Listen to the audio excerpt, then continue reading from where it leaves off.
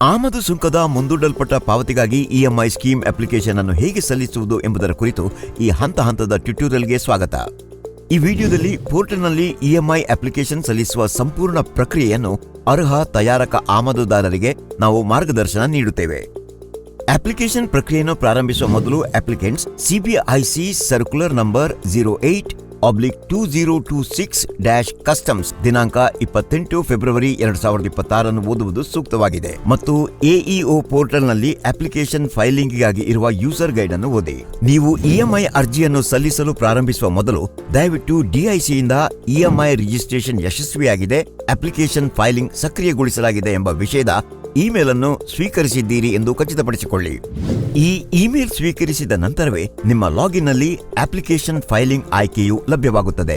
ಅಗತ್ಯವಿರುವ ಎಲ್ಲಾ ದಾಖಲೆಗಳನ್ನು ಪಿಡಿಎಫ್ ಸ್ವರೂಪದಲ್ಲಿ ಸಿದ್ಧವಾಗಿಡಲಾಗಿದೆ ಮತ್ತು ಸ್ಪಷ್ಟ, ಓದಲು ಸುಲಭ ಮತ್ತು ಪ್ರಿಸ್ಕ್ರೈಬ್ಡ್ ಫೈಲ್ ಸೈಜ್ ಮಿತಿಯೊಳಗೆ ಇರಿಸಲಾಗಿದೆ ಎಂದು ಖಚಿತಪಡಿಸಿಕೊಳ್ಳಿ. ಒಳಗೊಂಡಿರುವ ಮುಖ್ಯ ದಾಖಲೆಗಳು: IEC copy, PAN copy, GST registration certificate, GSTR 9CC returns, UDIN ಸಹಿತ ಸಿಎಸ್ ಸರ್ಟಿಫಿಕೇಟ್, ಆಡಿಟ್ ಮಾಡಲಾದ ಹಣಕಾಸು ಹೇಳಿಕೆಗಳು, ಆಥರೈಸ್ಡ್ ಸಿಗ್ನೇಟರಿಗಾಗಿ ಅನುಮತಿ ಪತ್ರ, ಪ್ರಾಪರ್ಟಿ ಹೊಂದಿರುವುದರ ಪುರಾವೆ. ಇಎಂಐ ಪೋರ್ಟಲ್ಗೆ ಭೇಟಿ ನೀಡಿ aeoindia.gov.in. ನಿಮ್ಮ ಇಎಂಐ ಕ್ರೆಡೆನ್ಷಿಯಲ್ಸ್ ಬಳಸಿಕೊಂಡು ಲಾಗಿನ್ ಮಾಡಿ. ಲಾಗಿನ್ ಆದ ನಂತರ ನಿಮಗೆ ಇಎಂಐ ಮಾಡ್ಯೂಲ್ ಡ್ಯಾಶ್ಬೋರ್ಡ್ ಕಾಣಿಸುತ್ತದೆ. ಇಎಂಐ ಮೆನುವಿನಿಂದ ಇಎಂಐ ಅಪ್ಲಿಕೇಶನ್ ಫಾರ್ಮ್ ಅನ್ನು ಆಯ್ಕೆ ಮಾಡಿ ಅಪ್ಲಿಕೇಶನ್ ಪ್ರಕ್ರಿಯೆಯನ್ನು ಪ್ರಾರಂಭಿಸಿ.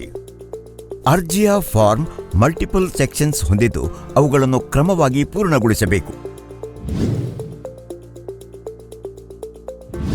ಪಾರ್ಟ್ ಎ ನಲ್ಲಿ ಅಪ್ಲಿಕೆಂಟ್ನ ಸಾಮಾನ್ಯ ವಿವರಗಳನ್ನು ನಮೂದಿಸಿ.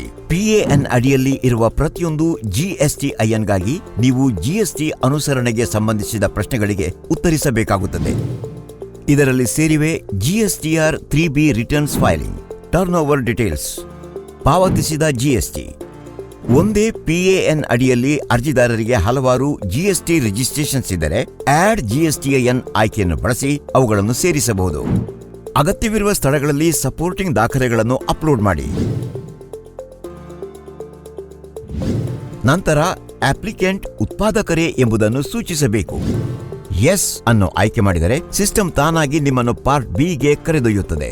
ನೋ ಅನ್ನು ಆಯ್ಕೆ ಮಾಡಿ ನೀವು ಜಾಬ್ ವರ್ಕರ್ಸ್ಗೆ ಇನ್ಪುಟ್ಸ್ ಅಥವಾ ಕ್ಯಾಪಿಟಲ್ ಗೂಡ್ಸ್ ಕಳುಹಿಸುತ್ತಿದ್ದರೆ ಸಿಸ್ಟಮ್ ನಿಮ್ಮನ್ನು ಪಾರ್ಟ್ ಸಿ ಗೆ ಮರುನಿರ್ದೇಶಿಸುತ್ತದೆ.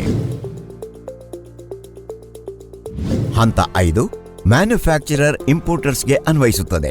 ಪಾರ್ಟ್ ಬಿ ನಲ್ಲಿ ಜಿಎಸ್ಟಿ ರಿಜಿಸ್ಟ್ರೇಷನ್ ನಲ್ಲಿ ಚಟುವಟಿಕೆಯ ಸ್ವರೂಪವನ್ನು ಫ್ಯಾಕ್ಟರಿ ಅಥವಾ ಮ್ಯಾನುಫ್ಯಾಕ್ಚರರ್ ಎಂದು ಘೋಷಿಸಿರುವ ಕನಿಷ್ಠ ಒಂದು ಆಕ್ಟಿವ್ ಜಿಎಸ್ಟಿಐ ಅನ್ನು ಆಯ್ಕೆ ಮಾಡಿ. ನಂತರ ಆಡ್ ಫ್ಯಾಕ್ಟರಿ ಆಯ್ಕೆಯನ್ನು ಬಳಸಿ ಎಲ್ಲಾ ಮ್ಯಾನುಫ್ಯಾಕ್ಚರಿಂಗ್ ಯೂನಿಟ್ಸ್ ಅಥವಾ ಕಾರ್ಖಾನೆಗಳ ವಿವರವನ್ನು ಸೇರಿಸಿ.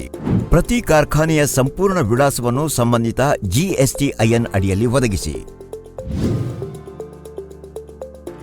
ಹಂತ 6 ಜಾಬ್ ವರ್ಕ್ಗಾಗಿ ಸರಕುಗಳನ್ನು ಕಳುಹಿಸುವ ಆಮದುದಾರರಿಗೆ ಅನ್ವಯಿಸುತ್ತದೆ.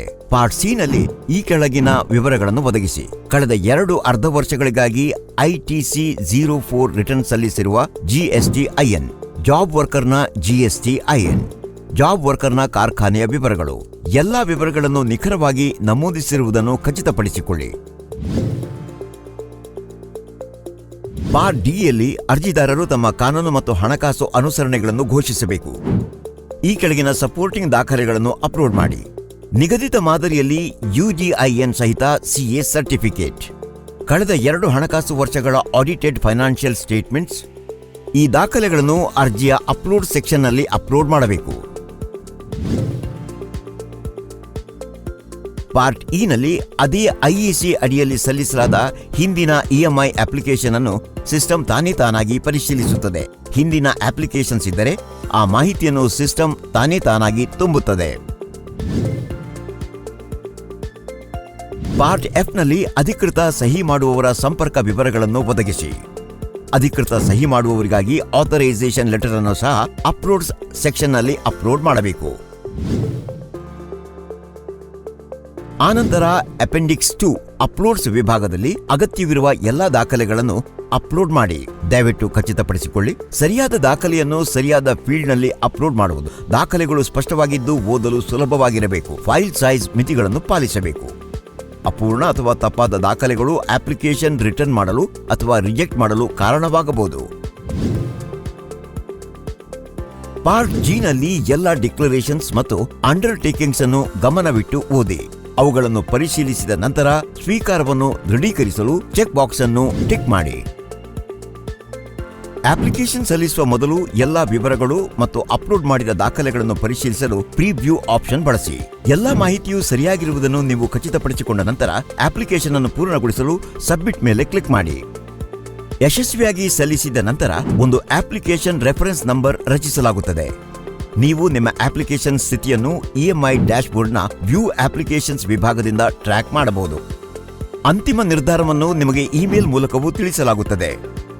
ಅರ್ಜಿಯನ್ನು ಸಲ್ಲಿಸುವ ಸಂದರ್ಭದಲ್ಲಿ ನೀವು ಯಾವುದೇ ತೊಂದರೆ ಅನುಭವಿಸಿದರೆ ಡಿಐಸಿನ ಇಎಂಐ ಹೆಲ್ಪ್ ಡೆಸ್ಕ್ ಅನ್ನು ಸಂಪರ್ಕಿಸಬಹುದು. Email EMI helpdesk-dic@gov.in. ದೂರವಾಣಿ 011-233-10014. ಹೆಚ್ಚಿನ ಮಾಹಿತಿಗಾಗಿ ದಯವಿಟ್ಟು aeoindia.gov.in ಗೆ ಭೇಟಿ ನೀಡಿ.